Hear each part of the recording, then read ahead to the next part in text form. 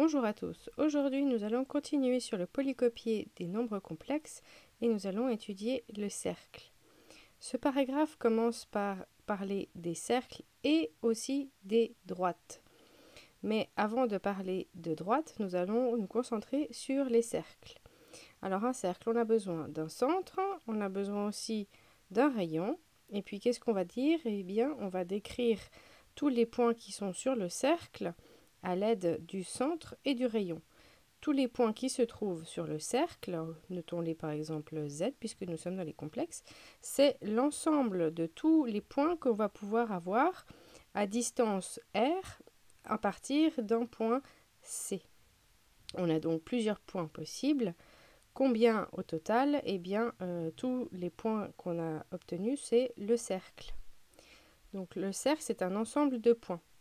Revoyons les nombres complexes dans le plan d'Argan. Donc, on a un angle phi. Le module, c'est la longueur de 0 jusqu'au nombre. On peut prendre un deuxième point. Sa longueur, c'est noté toujours par le module. Et intéressons-nous à la distance de Z à C. On peut la considérer comme la même que celle de un point Z-C dont on voudrait le module. Revoyons ensemble quelques propriétés du polycopier et nous allons détailler la première ici puisqu'elle est très rapide à démontrer. Le module au carré correspond à Z fois Z bar. Alors, comment est-ce qu'on va faire cette preuve? Ici, c'est évidemment assez facile. On va prendre un côté, par exemple, le module de Z au carré. Qu'est-ce que ça serait? Eh bien, il nous faut prendre un nombre Z complexe, donc typique. On va prendre donc un nombre Z sous la forme de A plus IB. Donc, le module, à quoi ça correspondra? Eh bien, ça correspond à la racine de A carré plus B carré. Et puisque c'est au carré, eh bien, on va mettre tout ça au carré. La racine et le carré se simplifient et on a juste A carré plus B carré. De l'autre côté, on aimerait calculer Z fois Z bar et voir avec cette notation de Z ce que ça va donner. Donc, on va commencer par regarder ce que va être Z bar, sachant que Z, ça va être égal à A plus IB. Donc, Z bar, ça va être A moins IB. On va pouvoir remplacer ça dans l'expression, comme on l'a fait juste au-dessus. Et puis, on va développer ici une identité. On a donc A plus IB fois, entre parenthèses, donc A moins IB. Il s'agit de l'identité remarquable qui nous donne A carré moins IB au carré. IB au carré, on sait que I au carré, ça donne moins 1, donc avec le moins, ça reste un plus B carré. Avec le A au carré, on retrouve donc la même expression. Voici pour cette première propriété démontrée. Le reste, nous n'allons pas le faire maintenant, mais vous pouvez vous amuser à les démontrer de cette façon aussi. Qu'est-ce que c'est qu'un cercle? Un cercle de centre 0 et de rayon R. Eh bien, c'est tous les points Z à distance R. Alors, on peut utiliser ici donc, la propriété que nous avons en mettant au carré de chaque côté et avec la propriété qu'on vient de démontrer, c'est-à-dire que Z, le module au carré, est égal à Z fois Z bar. Vous obtenez l'écriture de la troisième manière d'écrire les cercles de centre 0 et de rayon R. On pourrait aussi avoir un cercle avec un autre centre, le centre C, mais toujours évidemment un rayon R.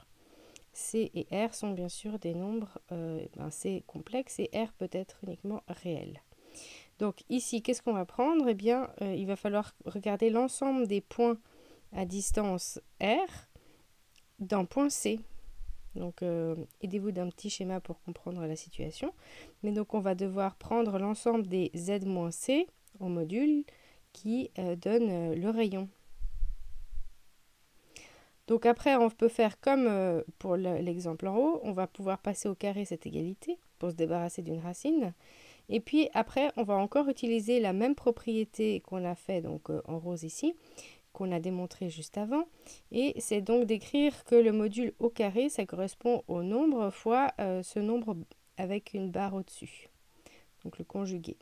Et ici, on va pouvoir encore distribuer le conjugué, puisque la différence d'un conjugué, c'est le conjugué des deux nombres à soustraire. Donc ici, vous allez avoir cette propriété à utiliser. Pareil, elle n'est pas dans la liste là, puisqu'on l'a vu il y a très longtemps, quand on a défini ce que c'est que le conjugué, donc le Z bar. moins C bar, c'est la même chose que Z moins C, le tout bar. Et si on a l'expression développée du cercle. Bon, alors, avec ça, on va pouvoir faire plusieurs exemples. Prenons le premier exemple ici, qui est tourné un peu sous la forme d'un exercice. Donc ici, je vous propose de prendre un cercle de centre 0 et de rayon 6. Alors, si vous voulez, vous pouvez le tracer pour avoir un peu une idée de à quoi ça va ressembler. Et dès que vous avez ça, eh bien, vous n'avez plus qu'à appliquer la formule qui est premièrement ici en jaune, de centre 0, rayon R. Donc, on a tout ce qu'il faut pour trouver que ça s'appellera C pour cercle. Et puis, on va prendre un ensemble ici de nombres qui va être sous la forme... Bon, alors ici, on peut choisir l'écriture, mais donc on a pris z fois z bar égale 36, donc 6 au carré. Passons à un deuxième exemple. Cette fois-ci, nous avons un cercle de centre 0, toujours, et qui passe par la fixe 3 plus 4i. Donc, le centre, c'est bon. On sait qu'il faudra référencer à la formule du haut de l'encadré. Mais après, on n'a pas le rayon. Alors, qu'est-ce qui se passe? Je vous conseille de faire un petit dessin, donc de voir à quoi ça va correspondre. Donc, on a ici un centre bien à l'origine. Et on va chercher ici le point 3 et 4i. On a donc ici, depuis l'origine, le rayon que l'on peut représenter par un R. On a la coordonnée ici horizontale 3 et on a la coordonnée complexe, donc 4. On va pouvoir appliquer le théorème de Pythagore pour trouver que le rayon sera égal au, sera égal au module de 3 plus 4i. Donc le module, comment est-ce qu'on le calcule? Eh bien ici, on a donc 3 plus 4i, calculer le module. Il s'agit donc de 3 au carré plus 4 au carré à la racine, qui donne donc 5. Donc notre rayon est de 5. On a donc tout ce qu'il faut pour appliquer la formule. Alors on peut le faire depuis le début de la formule ou pas. Et puis alors ici, on peut l'écrire sous plusieurs écritures, mais on va pouvoir donc retrouver la formule du début de l'encadré.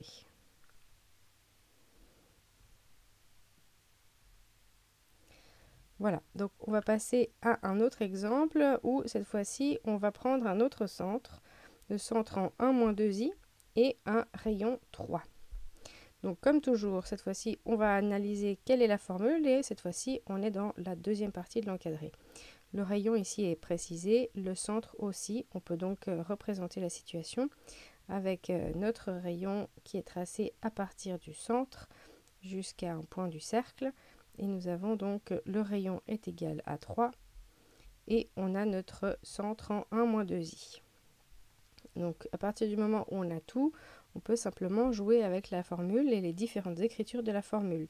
L'idée, ce n'est pas d'appliquer directement la dernière ligne puisqu'elle est compliquée à retenir, mais simplement de la retrouver à partir du début de la formule qui est assez intuitif, puisqu'on parle à chaque fois de la distance entre un point du cercle et le centre, qui est égal au rayon. Donc on peut après passer l'écriture au carré, comme dans la formule, puis écrire le module au carré comme étant donc avec la propriété, donc la multiplication de la première parenthèse et le conjugué de la deuxième. Ensuite, on voit qu'on va ensuite pouvoir donc appliquer la distribution du conjugué sur une des parenthèses et ensuite on a l'expression qui est complètement développée.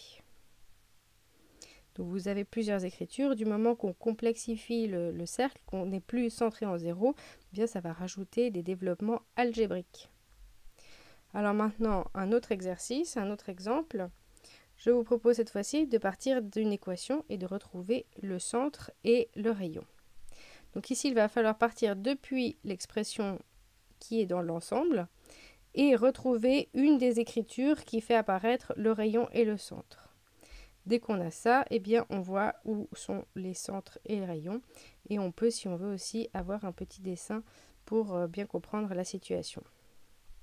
Voilà. Donc j'espère que vous avez bien compris cette page sur les cercles. Maintenant, pour vous entraîner, je vous propose de partir sur la série 7, uniquement l'exercice 1. Et vous avez le corrigé dans la série, donc allez-y, on s'entraîne. Et puis, relisez bien le cours, prenez bien le cours à côté de vous. La prochaine vidéo portera sur les droites. Aidez-vous d'un code couleur, cela peut vous aider. bon travail à tous et belle journée à tous.